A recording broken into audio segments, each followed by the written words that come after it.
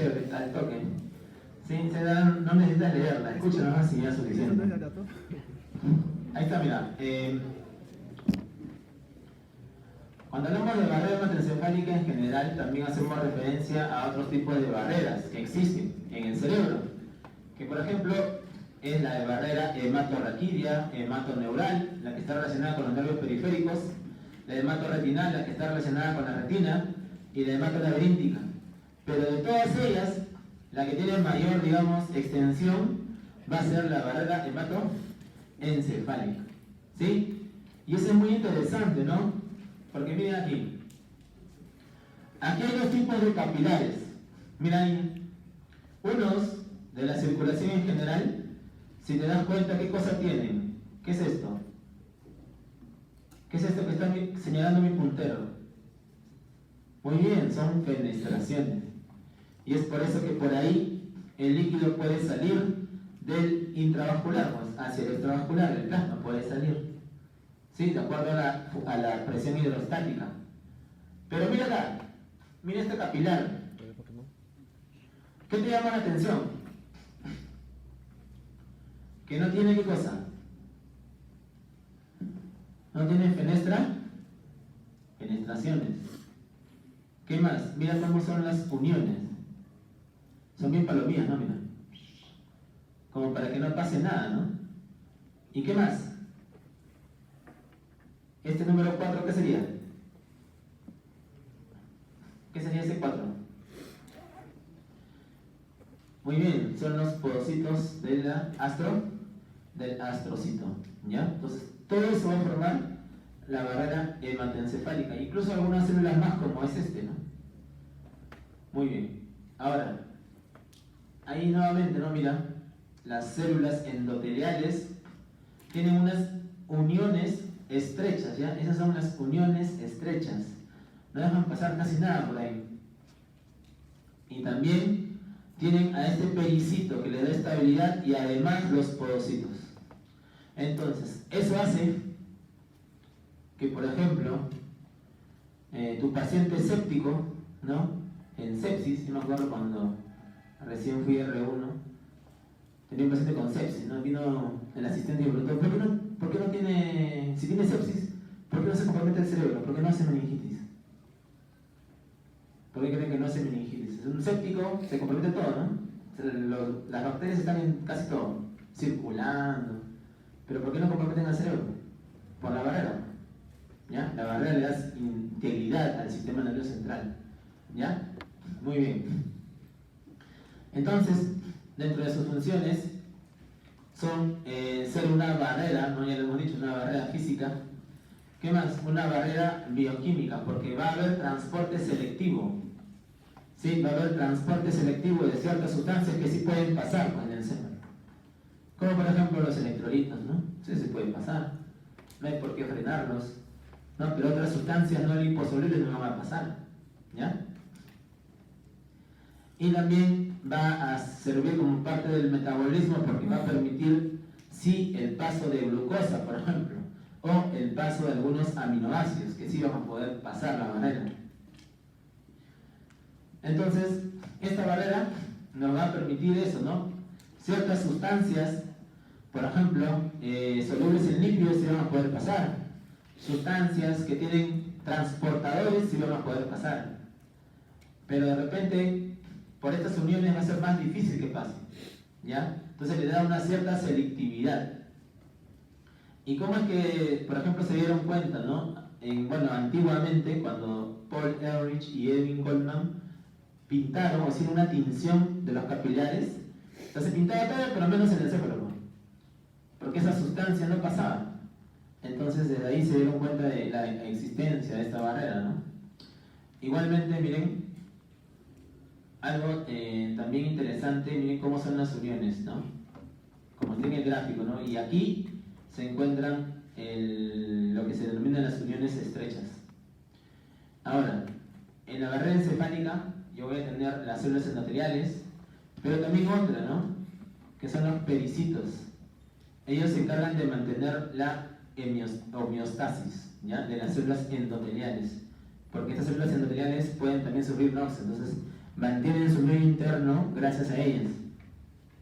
Y los astrocitos, ¿no? Que prácticamente están recubriendo todo este sistema. Y las uniones estrechas son estas, miren. Tengo ocludinas, claudinas, proteínas HAM. Estas son las que hacen que no pase casi nada por ahí, ¿ya? Ahora, algo muy importante va a ser que esto va a contribuir al desarrollo y funcionamiento normal del cerebro, ¿ya? Y esto gracias a que hay difusión de sustancias liposolubles, por ejemplo, ¿no? El oxígeno, el O2, el CO2 sí puede pasar, ¿no? Hay transporte facilitado de aminoácidos, de algunos de glucosa, y los iones sí pueden pasar, pues, ¿ya? Los electrolitos sí pueden pasar. Y aquí están, mira, los transportadores que existen en esta barrera hematoencefálica, ¿no? Pueden pasar, ¿no?, algunas vitaminas, ¿sí?, que son importantes para el sistema nervioso. También puede pasar el CO2, algunos iones, ¿ya? Pueden ir hacia ese espacio. Y aquí también, ¿no? ¿Ves? Glucosa, ¿ves? La glucosa por el GLUT1, ¿ya? El sodio o transportadores de glicina, por ejemplo, ¿ya? Eso sí va a poder pasar. Pero otras que van a sufrir degradación, ¿no? Como por ejemplo la descarga de epinefrina no afecta al encéfalo, ¿no? Porque hay la MAO, ¿no? La monoaminoxidasa, que va a degradar a la epinefrina. Entonces, por eso que las descargas de la médula suprarrenal no afectan al sistema nervioso, así al central. ¿Sí? Entonces, eso es más que todo con lo respecto a barrera hematoencefálica. Pero hay también algo muy interesante, ¿no? ¿Todo el encéfalo tiene barrera hematoencefálica? ¿Creen que hay barrera en todo el encéfalo? No, ¿ya? Hay regiones importantes que no tienen barrera hematoencefálica, como por ejemplo estas.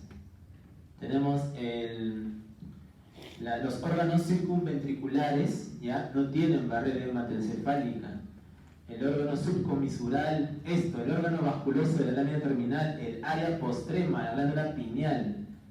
¿Y por qué? ¿Por qué no tienen barrera hematoencefálica? Porque, por ejemplo, ¿no?, el área postrema. ¿Te acuerdas del área postrema?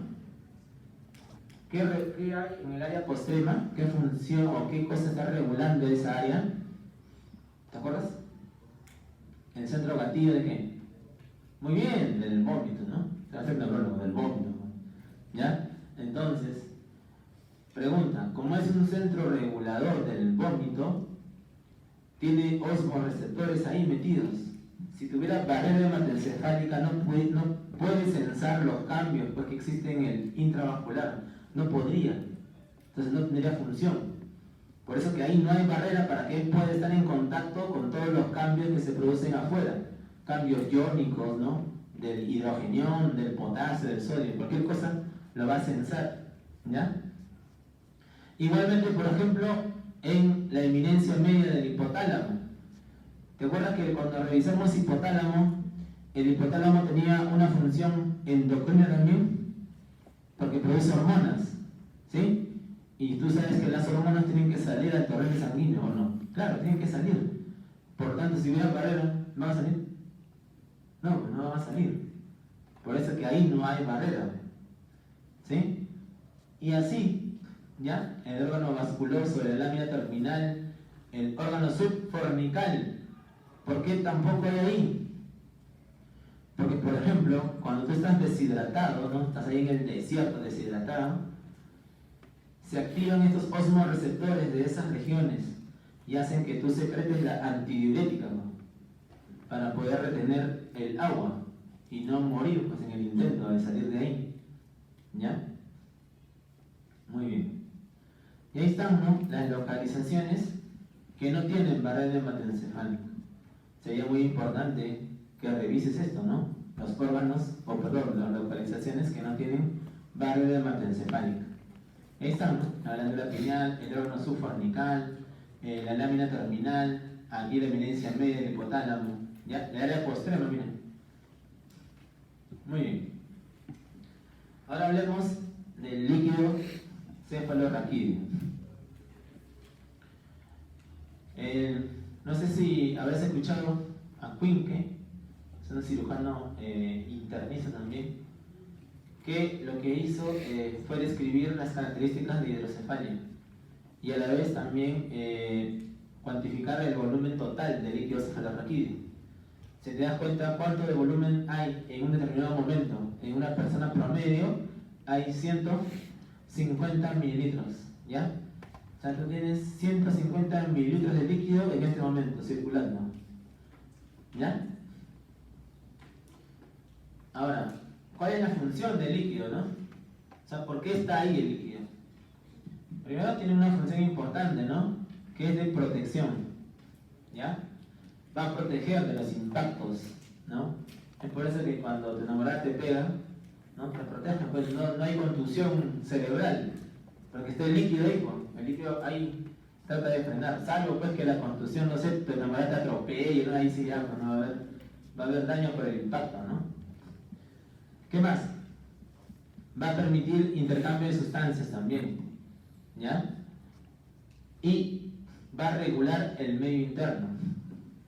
Entonces, esas funciones las va a tener el líquido cefalorraquídeo.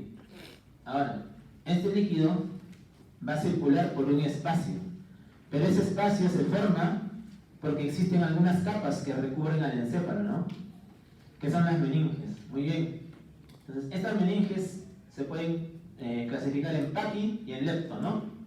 Paqui es la más gruesa, la dura madre. Y las lepto son las aracnoides y la madre. El líquido cefalorraquídeo circula por ¿dónde?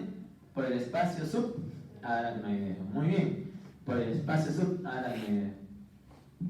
Solo para que recuerdes que las meninges tienen una inervación, ¿no? Cuando hablamos de las meninges supratentoriales, esas están inervadas por el quinto, ¿ya? Y las infra por el vago, ¿no? Tu par craneal favorito, y C2 y C3, las cervicales 2 y las cervicales 3, ¿ya? Y la inervación. La irrigación va por la carótida externa, carótida interna y las vertebrales, ¿ya? La más importante es la meninge media y la faringe ascendente. La carótida también con ramas más pequeñas, ¿ya? Que vienen del seno cavernoso. Ahora, el líquido va a tener también algunos procesos, ¿no? El proceso de producción del líquido cefalorraquídeo, el proceso de absorción del líquido cefalorraquídeo, ¿ya? Entonces, en la aracnoides, yo tengo una estructura que me va a importar, que se denomina las granulaciones aracnoideas. Eso me importa. ¿Por qué? Porque esta lo que hace es que va a ayudar a la absorción del líquido cefalorraquídeo, para que se absorba y pase a los senos venosos, ¿ya? Muy bien. Y aquí están, mira. Esto que está en azulito, ¿qué cosa es? Son los ventrículos. Los ventrículos laterales con sus cuernos frontales, temporales y occipitales. El tercer ventrículo. ¿Cómo se comunican los laterales con el tercero? Agujero de Monro, ¿no? ¿Y cómo se comunica el tercero con el cuarto? Silvio, ¿no? Por el acueducto de Silvio.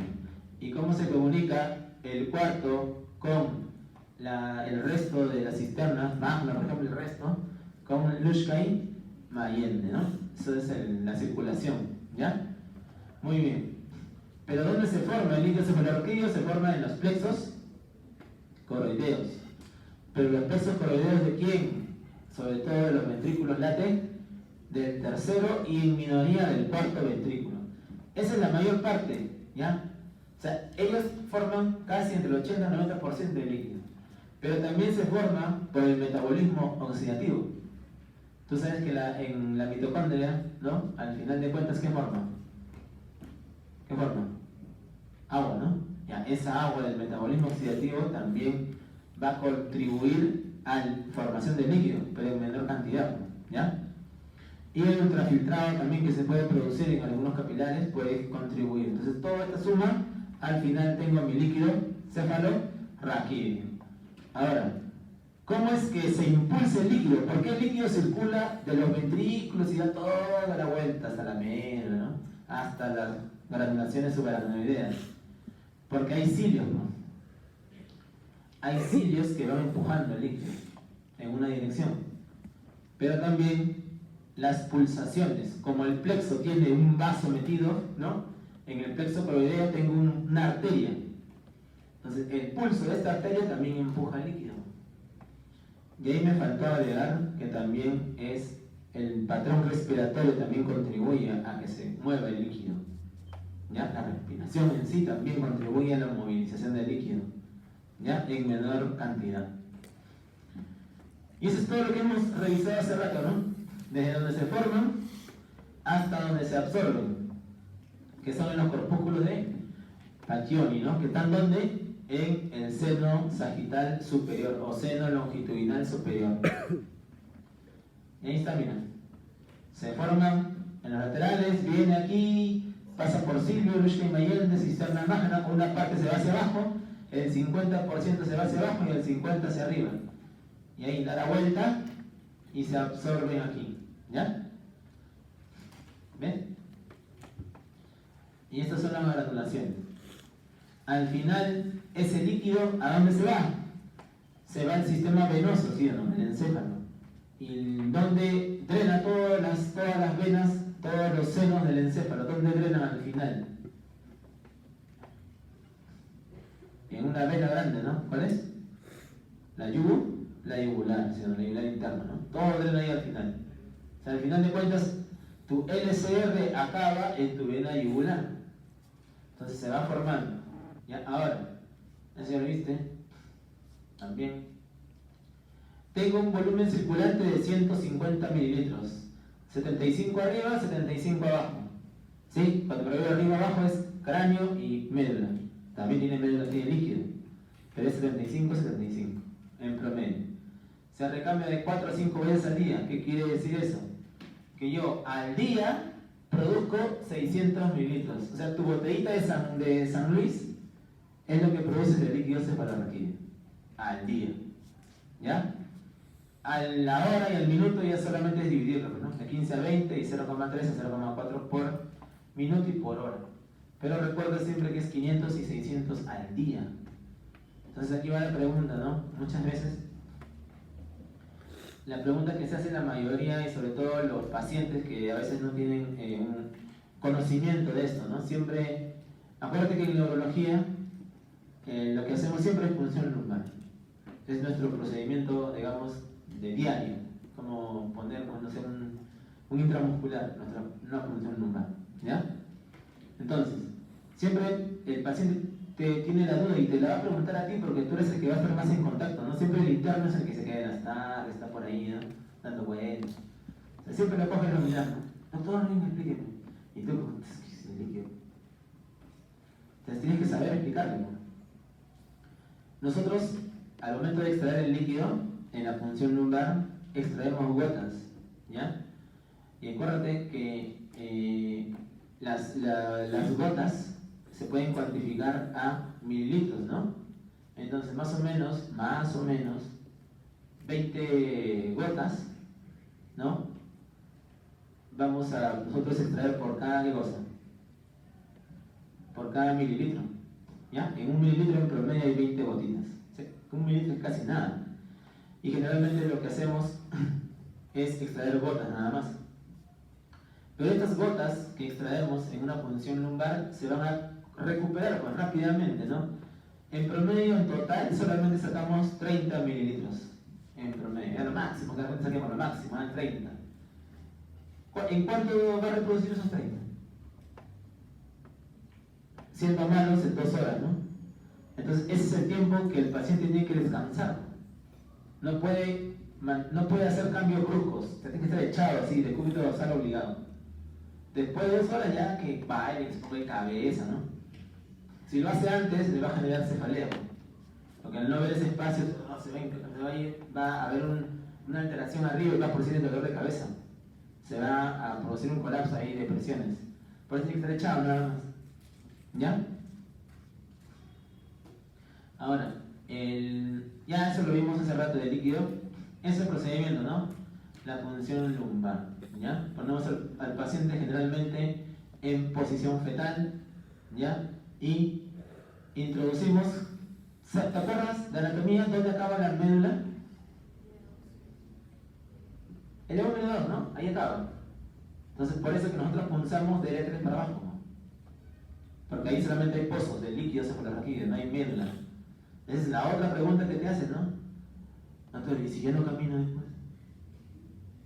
Ahí tienes que decirle, no, explicarle, no, mira, que ahí no hay médula, solamente hay líquido, nada más. Pero esas dos cosas, ¿no? Te dice, doctor, ¿va a vender mi líquido? Y la otra es, doctor, ¿quién va a caminar? Entonces, todos los días tienes que lo mismo decir, ¿no? ¿Ya? Ahora, este procedimiento tiene pues sus indicaciones y sus contraindicaciones, ¿ya? No todo paciente le vas a hacer esto así de la nada, ¿no? Generalmente lo hacemos en sospecha de meningitis o encefalitis. Cualquier paciente con sospecha de meningitis o encefalitis va a punción lumbar. Los pacientes cólicos necesitan primero una tomografía. ¿Por qué? Porque el paciente cólico es al paciente al que tienes que darle más cuidado. Porque él puede llegar caminando normal, y tú ves en la tomografía tiene un montón de cosas en el cerebro. Tumores, tiene procesos expansivos, tiene granulomas, todo. Y está caminando. Es lo contradictorio. O sea, puede tener el cerebro hecho puré, pero él está caminando, de repente, moviéndose, hablando. ¿Ya? Entonces tienes que tener mucho cuidado. No pulses a un código sin tener una tomografía previa. ¿Ya? Siempre tomografía previa. El resto sí puedes pulsar. ¿Ya? Muy bien. Este procedimiento, como les digo, es lo que hacemos a diario. Este dejó a mirar uno pulsando, pobrecito, ¿no? Tiene 3 funciones. Porque te demora media hora más o menos por cada uno. Ahora, el líquido cefalorraquídeo normal es cristal de roca. ¿Ya? Es cristal de roca. O sea, todo lo normal es cristal de roca. Cualquier cosa que fuera de esto es porque hay o leucocitos, o es porque hay proteínas, o es porque hay normalmente, porque hay mucha sangre, ¿ya? Pero también el líquido tiene células, tiene glucosa, proteínas. Y esos valores vamos a verlo más adelante, ¿no? Por ejemplo, mira, cuando tu líquido te sale rojo, esto generalmente es el líquido del R1, ¿no? Puro rojo, siempre sale rojo, como recién está intentando, ¿no? ¿Y por qué se pinta de rojo? Porque sale 1000, pues más de 1000 hematíes por milímetro cúbico lo pintan de rojo. Cuando sale santocrómico, no es porque sea pusa, no es por, no. La santocromía es por las proteínas. Las proteínas generan eso. En cambio, la turbidez es así, lo turbio sí es por polimorfos. O sea, ahí sí, pues el paciente con meningitis tiene turbio, sale su líquido, no sale, ahí sí sale pus. ¿Ya? Pero esas son las coloraciones que tiene el líquido cefalorraquídeo, ¿ya? Y ese cuadro solamente es para ver cómo va a cambiar el líquido cefalorraquídeo de acuerdo, por ejemplo, a distintas entidades, ¿no? Igual también, ¿cuál es el valor? Vamos a hablar de los valores aquí. Las células. ¿Qué célula crees que normalmente puede estar en el líquido cefalorraquídeo? ¿Tú crees que vas a tener normalmente a tu polimorfo nuclear ahí? No tiene por qué haber polimorfos, ¿no? ¿Cuál es la única célula que sí puede estar por ahí dando vueltas? El linfocito, ¿ya? ¿Y hasta cuántos linfocitos yo puedo tener ahí en mi muestra de líquido cefalorraquídeo? Hasta 5 células, ¿ya? Todo lo que va por encima de ese valor ya es anormal, ¿sí? De glucosa. ¿Cuánto es la glucosa normal? Que yo espero encontrar, ¿no? ¿Cuánto? Que le haga un hemoglucotest. Muy bien, está bien, haces un hemoglucotest para poder comparar. ¿Por qué? ¿Cuánto de glucosa debe haber en el líquido cefalorraquídeo de acuerdo a tu glucosa en sangre? Es el 60%, ¿ya? 60% de mi glucosa plasmática al momento de la punción es lo que tengo que encontrar en el líquido cefalorraquídeo para decir que es normal. Algunos dicen 2/3, es lo mío, 60%, 2/3. Pero no es un valor exacto, ojo, o sea, no es 80, no, porque va a cambiar. Imagínate que yo sea diabético, tengo 300 de glucosa al momento que me ponen la hoja de punción. Me tomas el hemoglucómetro, va a salir 300. ¿Cuánto es el 60% de 300? 180. ¿Sí? Entonces cambia a alguien que tenga solamente 100 de glucosa. Entonces, por eso es importante sacarle el hemoglucómetro o una glucosa sérica. acá. ¿Y cuánto es de proteínas? Lo normal, digamos en un adulto promedio, de encontrar proteínas en líquido cefalorraquídeo. Hasta 45 miligramos, ¿ya? Hasta 45 puedo considerarlo normal, ¿sí? Entonces, todo lo anormal, les voy a poner un ejemplo, ¿ya? Ustedes han escuchado hablar de Guillain-Barré, ¿sí o no? En Guillain-Barré pasa una situación muy particular con el líquido cefalorraquídeo. ¿Saben cuál es esa situación? Es la disociación albúmino-citológica, ¿ya? La disociación albúmino-citológica es una entidad, pasa porque aumentan las proteínas en el líquido cefalorraquídeo, pero no aumentan las células. Por ejemplo, ¿no? Yo tengo un líquido cefalorraquídeo con 2 células, pero 150 proteínas. ¿Eso es normal o anormal? Es anormal, no, ya te dije los valores. ¿Hasta cuántas proteínas puedo tener? 45. Entonces tengo 150. Han aumentado las proteínas, pero no han aumentado las células. ¿Eso cómo se llama? Disociación albúmino-citológica. Y eso es típico de un caso. Es el síndrome de Guillain-Barré, ¿ya? Por eso el líquido es muy importante tener el líquido, ¿no? Porque apoya tu diagnóstico. ¿Qué más? Otro ejemplo, en las encefalitis, ¿no? En las encefalitis va a haber un aumento de la celularidad y un aumento de las proteínas, ¿no? Por ejemplo, puedo tener un paciente que tenga 50 células, 100% mononucleares y tenga 130 de proteínas. Es un líquido alterado, ¿ya? Pero es un líquido de encefalitis virales generalmente. Y así, en cada entidad se afecta el líquido cefalorraquídeo. ¿Y en quién crees que vas a encontrar celularidad, pero a predominio de polimorfos nucleares? En la meningitis bacteriana, nos aumentan los polimorfos nucleares. Tienes más de 500 polimorfos nucleares, van a salir ahí. ¿Ya? Y por ejemplo, vas a tener también en algunas pacientes que sufren de epilepsia, pueden aumentar las proteínas, solo las proteínas nada más. Hasta 80, 90 es lo normal que yo puedo tener. O sea, son varios patrones. El líquido cambia de acuerdo a cada paciente que tú sospeches, ¿ya? Yo me acuerdo que hubo una época, ¿no? Cuando yo era R1, tenía a un internito que siempre le gustaba punzar. Y siempre me pedía, no, tengo una punción, ya, no te preocupes, te voy a dar una. Me acuerdo que un día entraron 4 pacientes. De los 4, los 4 necesitaban punción lumbar. Y eran las 5:30 de la tarde, ¿no? Tenía que hacer 4 notas de ingreso, tenía que hacer 4 punciones lumbares. O sea, eso habilitaba que me vaya a mi jato a la medianoche más o menos. Entonces, ¿qué hice? Como este pata ya parecía un R0, porque ya sabía ya. ¿Sabes qué, brother? Las 4 son tuyas. Yo voy avanzando las notas. ¿Dónde? Punzando. El pata se hizo a las 4, solito. Yo lo miraba así, oye, ¿está bien? No, sí, avanza. Y estaba haciendo las notas de ingreso. Pero acuérdate que en neurología lo que es importante es la historia. Sin historia no hacemos nada, ¿ya? Sin historia lo botamos al R1. ¿Por qué? Porque no hay historia. ¿Por qué vamos a analizar si no hay historia? ¿Ya? Entonces siempre las notas de ingreso son importantes. Y los líquidos es para corroborar los diagnósticos, ¿ya? Entonces, estos procedimientos pues son así, se llevan todos los días, tenemos que hacer punción, esas cosas, ¿ya? Entonces siempre es importante saber las características normales del líquido.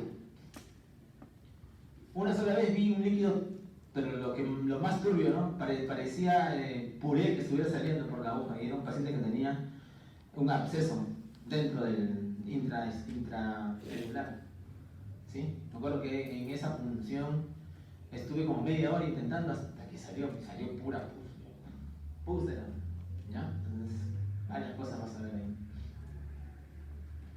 Muy bien. Existen algunas entidades que aumentan las inmunoglobulinas en el líquido cefalorraquídeo. Por ejemplo, eso se da en enfermedades desmineralizantes, como por ejemplo esclerosis múltiple, como por ejemplo neuromielitis óptica, en la cual son enfermedades autoinmunes y los autoanticuerpos entran al sistema nervioso y causan daño, ¿ya? Dentro de esos autoanticuerpos tenemos por ejemplo, en esclerosis múltiple tengo las bandas oligoclonales y en neuromielitis óptica tengo a los anticuerpos antiaposporina 4. ¿Ya? Eso por ejemplo, ¿no? Para eso nos sirve saber la cantidad de inmunoglobulina que puede existir. Y otra variante es la presión de apertura. ¿Cómo medimos la presión de apertura? La medimos con un equipo de venoclisis y se mide en centímetros de agua. Lo normal es menos de 20 centímetros de agua, es lo normal. ¿Sí? Por eso que vas a ver siempre con la reglita que se mide al momento que sale el líquido. ¿Ya? Pero esto puede cambiar también de acuerdo a la edad. ¿Ya? Cuanto más niños es menos la presión. Esto es de un adulto promedio. Si es más de 20, hablamos de hipertensión endocraniana. ¿Ya? ¿Y la presión puede aumentar? Claro que sí. Por ejemplo, alguna vez habrás estado estreñido, ¿no? ¿Y qué haces cuando estás estreñido? Y no sale. ¿Qué haces? Muy bien. Puja. Puja, ¿no? ¿No? Pujando, ¿no? Ya, ¿eso qué genera? ¿Qué maniobra estás haciendo ahí al pujar? Eso es Valsalva, ¿no? Y el Valsalva genera aumento de la presión intracerebral. El estornudo, la tos. ¿Alguna vez has estornudado y te da cefalea? ¿Sí o no? Estornudas tan fuerte o varias veces que terminas con cefalea. Y es porque aumentó la presión intracerebral en ese momento. ¿Ya? Igual, ¿alguna vez te ha dado tu acceso de tos? ¿No? Tos y terminas con una cefalea también. ¿Ya? Pero esos aumentos de la presión son inmediatos, son pasajeros. Para hablar de hipertensión endocraniana, ese aumento de la presión debe ser mayor a 5 minutos. ¿Ya? Eso es lo patológico. O sea, no pienses, profe, tengo hipertensión endocraniana ahorita porque estuve pujando. No, eso no es. Hipertensión endocraniana es que está mantenido por más de 5 minutos. ¿Ya? Entonces, hay componentes dentro del cerebro que pueden aumentar o disminuir para aumentar la presión. Yo te dije, o no, creo, sí te dije, ¿el cerebro cómo era? ¿Te acuerdas? ¿Qué característica tenía el cerebro? ¿Cómo era? Era como el flan que se te enamoraba, ¿no? Un flan mal hecho, ¿no? Todo así, sin forma. Y así es el cerebro, el cerebro no pone resistencia. Entonces, la sangre, cuando existe hemorragia dentro del parénquima, la sangre es más viscosa y produce presión, pues, de estas estructuras. ¿Ya? Igual también, por ejemplo, la neoplasia, los abscesos, van a producir aumento de la presión porque no hay dónde salir, pues. Acuérdate que todo está en el cráneo y todo tiene su volumen. Si algo aumenta allá afuera, se tiene que compensar o disminuir uno para poder generar un equilibrio. Entonces, ahí entran allá algunas doctrinas, como por ejemplo la doctrina de Monroe y Kelly, ¿no? Que la vamos a ver en el siguiente gráfico. Y eso va a depender de estos componentes, ¿no? Recuerden, el parénquima, tengo la sangre y tengo el LCR. Entonces, uno de esos tres tiene que variar necesariamente, ¿ya? Y ahí está, ¿no? Por ejemplo, ¿qué dice la doctrina de Monroe y Kelly? El aumento de la masa intracraneal, que va a producir desplazamiento de líquido, ¿sí? Va a producir desplazamiento del LCR ¿hacia dónde? Hacia el intravascular, para poder compensar y mantener la presión. Entonces, siempre uno tiene que sufrir, y primero es el líquido, de ahí viene el flujo. Ya se compromete y así el paciente va comprometiendo su estado de conciencia. Y esas son las presiones normales en niños, en adultos, y ya se hemos hablado, ¿no? La normal es esto. Y esta es la presión de perfusión cerebral, que creo que ya se lo dije en alguna clase también. ¿Sí? Acuérdate que es lo normal, de 50 a 100. 20% del gasto va al cerebro, ¿no? Y acuérdate que lo último que sucede, o sea, la disminución del flujo sanguíneo es la vía final. Ya es cuando ya los mecanismos compensadores ya se agotaron y lo único que queda es disminuir el flujo para poder compensar lo que es la presión, ¿no? Y hay algunos factores que aumentan y disminuyen la presión intracraneana, ¿no? Por ejemplo, ¿quién causa vasodilatación cerebral? ¿El oxígeno o el CO2? ¿Quién genera vasodilatación? Acuérdate. ¿Quién? Cuando tú hipoventilas, ¿qué sucede? ¿Aumenta tu CO2? Aumenta, ¿sí o no? ¿Y qué es lo que pasa con la presión intracerebral? Aumenta, porque causa vasodilatación. Pues está bien, el CO2 causa vasodilatación cerebral, ojo, cerebral, y es por eso que aumenta, ¿ya? En la retención de oxígeno, ¿sí?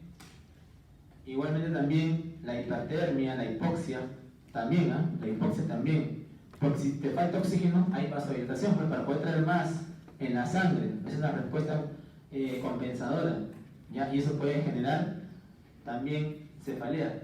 Y esa es una de las causas por las cuales te da cefalea en altura. ¿No te das cuenta cuando vas a la altura? ¿Qué es lo que falta en la altura? Oxígeno. ¿Qué genera la falta de oxígeno arriba? Vasodilatación. Como todo está vasodilatado, ocupa espacio y ese espacio te genera cefalea también. Y bueno, hay algunos mecanismos que van a producir hipertensión endocraniana, ¿no? Las alteraciones de la circulación, las herniaciones por aumento también de, en este caso, de la presión, y por alteraciones de la perfusión cerebral. Las herniaciones se refiere a que por cualquier motivo, sea de repente una masa, sangrar o lo que sea, el encéfalo, como es un flan, va a tratar de escapar de la cavidad craneana. Y la única forma de escapar de la cavidad craneana es por el agujero magno. La única. No hay otro agujero grande. Entonces, es por eso que cuando hay aumento de la presión intracerebral por cualquier causa, una de las formas de herniaciones es la herniación uncal. El uncus, que es el ganchito que forma el temporal en la parte mesial, ese se sale y comprime abajo, comprime el tronco. Igual también se puede escapar una parte del cerebelo que se llama la amígdala. Entonces se forma la herniación amigdaliana. Se sale la amígdala, ¿ya? Pero también hay otras herniaciones que se dan en la parte central. ¿Se acuerdan de la hoz del cerebelo? ¿De la hoz? Ya, por debajo de la hoz también las estructuras salen hacia el otro lado. Si yo tengo un tumor, por ejemplo, acá en este lado, en mi lado izquierdo tengo un tumor, cerca del frontal parietal del lado izquierdo. Como el cerebro tiene que salir hacia un lado, lo que hace es salirse debajo de la hoz y se mete hacia el lado derecho. Ese tipo de herniación es la hernia subfalcina. Subfalcina. ¿Ya? Y esas son algunas de las características clínicas, solo para ponerles, de lo que es hipertensión endocraniana. Y esta es la actividad de Cushing, ¿no? Mira, hay hipertensión, bradicardia y alteración de la respiración. Eso generalmente lo vemos cuando el paciente ya está bien comprometido. Y solo se ve en un 30% de aquellos. ¿Qué más? Y lo más resaltante es esto: vómitos, explosivos, papiledema, agitación psicomotriz. ¿Alguna vez has visto vómito explosivo? ¿Nunca has visto? Ay, me está preocupando, ¿no? ¿Nunca has visto un vómito explosivo? ¿Ni en la tele? ¿Nunca? Una de las tantas veces que vi fue cuando estaba en cirugía, me acuerdo. Era creo la previa Navidad, me tocaba guardia. Y en la guardería entró un señor que borrachito había ido a trabajar, ¿ya? Y él era mecánico. Entonces, como estaba guasca, ¿no? Parece que no acomodó bien la gata, ¿ya? La cosa que la gata no pudo sostener el carro ese que estaba reparando, y como estaba sacando la llanta, cae el carro, la llanta sale disparada, pues, y le cae en la cabeza. Ya, la llanta rebotó y ¡pum!, lo tumbó. La cosa es que el tío viene, pues lo traen los bomberos. El tío llegó sentado, ¿eh? Llegó hablando pero quejándose que le dolía la cabeza. Lo habían traído ahí nomás, que se habían demorado 10 minutos porque estaba ahí al frente nomás, ahí donde arreglan carros en el 2 de mayo al frente. La cosa es que el pata viene quejándose: no, me da mi cabeza, tengo mucha náusea. Lo vimos por ahí vomitar un poquito, ¿no? Ya, toda la gente ya me ganó el cirujano. Y en ese instante que estaban preguntando qué pasó, qué le cayó en la cabeza, en ese momento vi un vómito explosivo, pero así. Imagínate, estaba aquí y un paciente estaba por allá, le echaba una camilla. Entonces, salió así, no te lo juro, con curva. Claro, todos vimos, Dios. Ya te imaginas, ¿no? O sea, tu cabeza al toque, se volvió la cabeza. Estás con ese vómito. ¿Qué cosa es lo más trágico que le puede estar sucediendo en su cabeza? ¿Un hematoma? ¿Epi? No, una epidural, no es lo más. Una llantaza le cayó en la cabeza. Y dicho y hecho, ¿no? Ese paciente de ahí se lo llevaron a la sala de operaciones y vimos la tomografía y tenía semejante, pues, hematoma epidural. Ya, al final se murió, pues. Acuérdate que para abrir se demora, mira, mientras que abran y todo ya. La única forma es descomprimirlo, entonces se demora hasta abrir y todo. ¿Algunos han entrado a una operación de neurocirugía? Yo antes quise ser neurocirujano, pero cuando la única vez que entré a una operación entré a las 10 de la noche y ¿saben a qué hora salí? A las 7 de la mañana. Ni más, ni nada, todo el día, toda la noche, ahí como parado, no pasa nada. ¿Ya? Entonces, bueno, esas son las manifestaciones. ¿Ya? Muy bien. Y bueno, también hay en algunas entidades que se puede ver una disminución de la presión intracraneana. Y eso generalmente es postpunción lumbar, ¿ya? Postpunción lumbar puede haber pérdida de líquido cefalorraquídeo y puede el paciente tener cefalea. Ya no te asustes si después de una punción se queja de cefalea, ¿no? Le va a durar una semana siquiera. ¿Ya? Muy bien, ya vayan a un rato de recreo y ahí vuelven, ¿ya?